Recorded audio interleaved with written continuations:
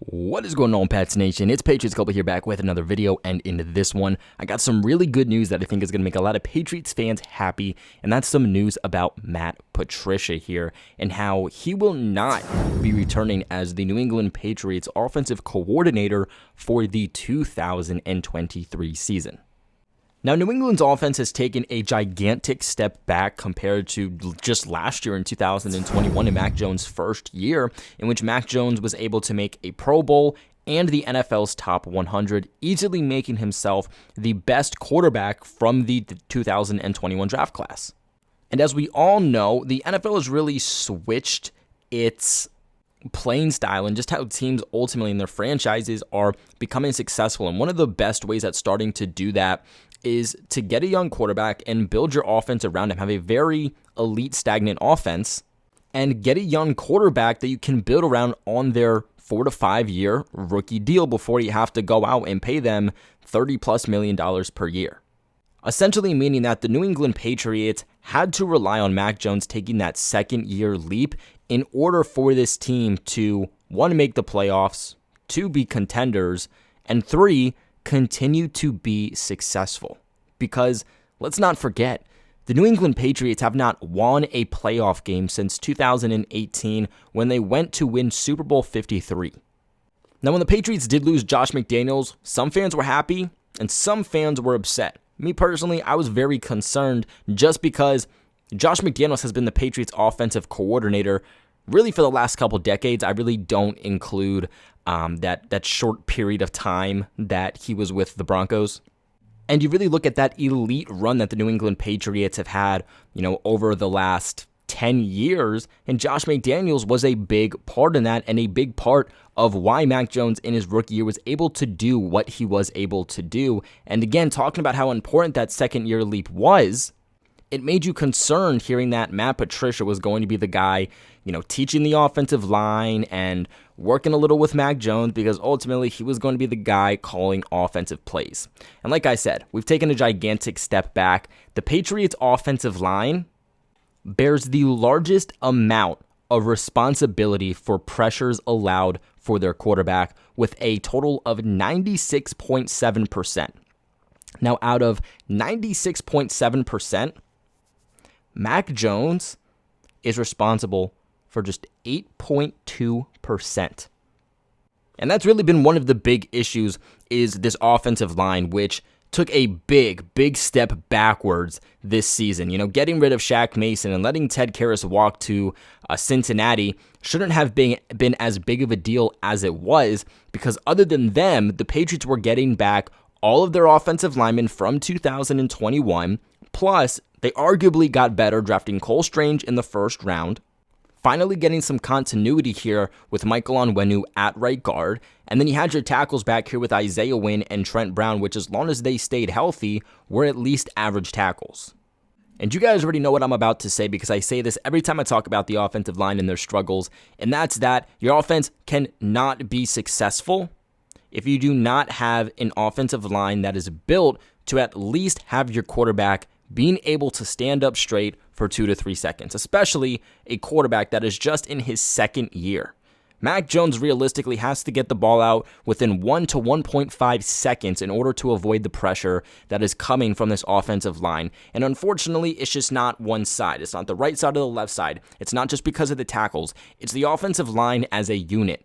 From game to game, it's either coming from the interior or it's due to these tackles. I mean, Patriots fans were screaming to get rid of Cam Newton and figure out the Patriots offense in 2020 when Newton was under center for the Patriots. The Patriots numbers are actually better in 2020 with a Cam Newton-led offense than it has been so far with a second-year Mac Jones and Matt Patricia. Before New England's game against the Buffalo Bills, and essentially their only good play of that game, with Marcus Jones there getting into the end zone, the New England Patriots had gone 7 straight offensive drives without a touchdown. 7 straight red zone drives without a touchdown. Guys, that is the longest streak in the Bill Belichick era.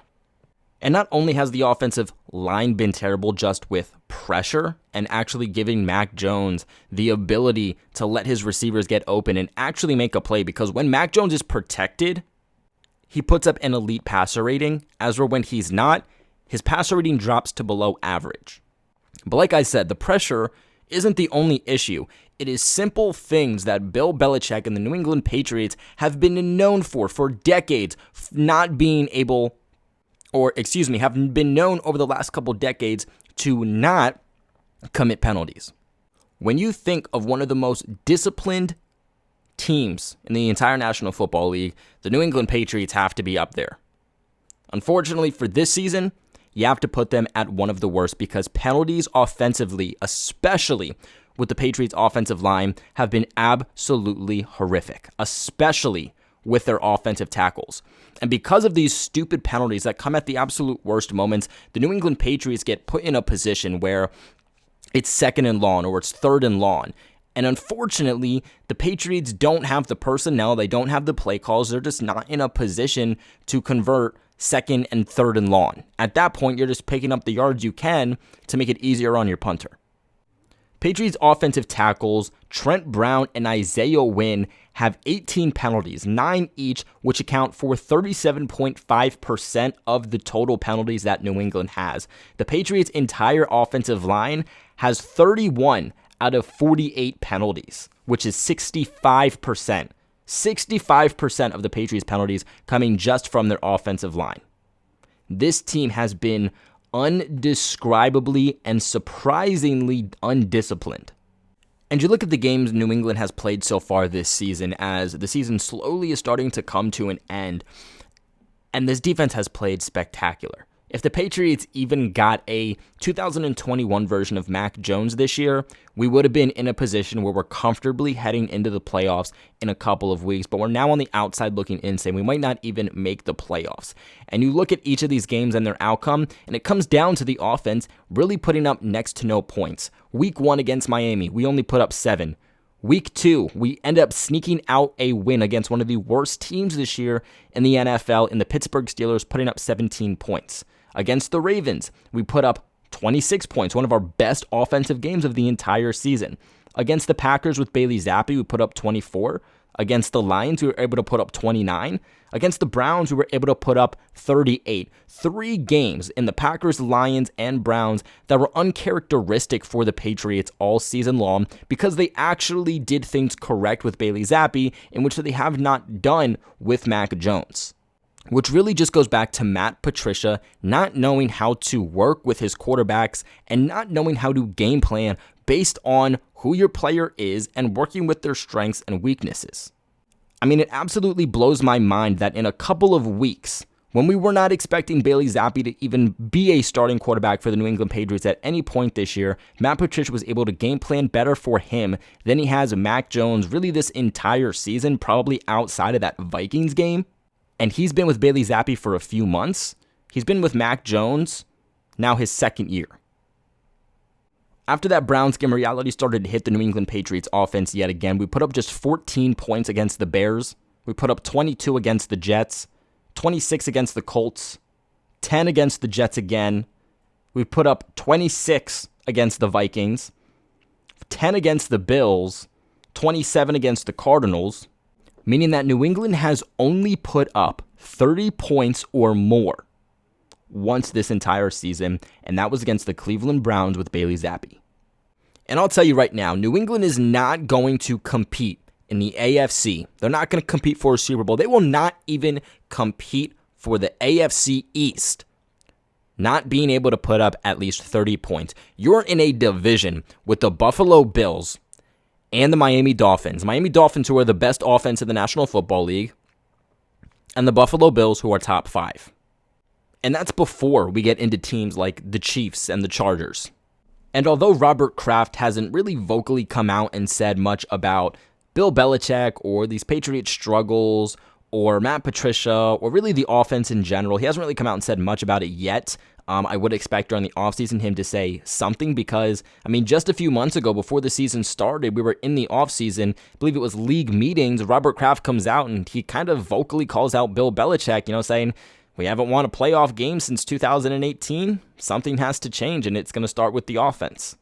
And what a lot of people don't realize is that everything does have to go through Robert Kraft. Ultimately, Bill Belichick is the head coach, but Robert Kraft still has to sign off on these moves. He has to sign off on the signings and the trades and the roster moves, and he also has to sign off on the coaches. Bill Belichick can do what he wants with this team, but if Robert Kraft comes in and ultimately vetoes it, which he really doesn't do because he doesn't like to touch the team and get in the way of Bill, then essentially Belichick's able to do whatever he wants.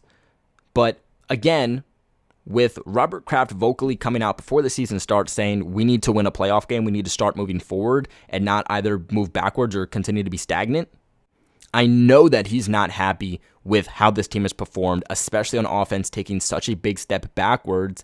And it's already come out, reports from what I'm hearing, that Robert Kraft will not be signing off as Matt Patricia for the New England Patriots offensive coordinator in 2023, essentially meaning that Bill Belichick's going to have to make some type of move, okay? Whether that means he puts Joe Judge at offensive coordinator, or he puts in Bill O'Brien, or he just does it himself, Robert Kraft is not going to sign off on Matt Patricia for another year.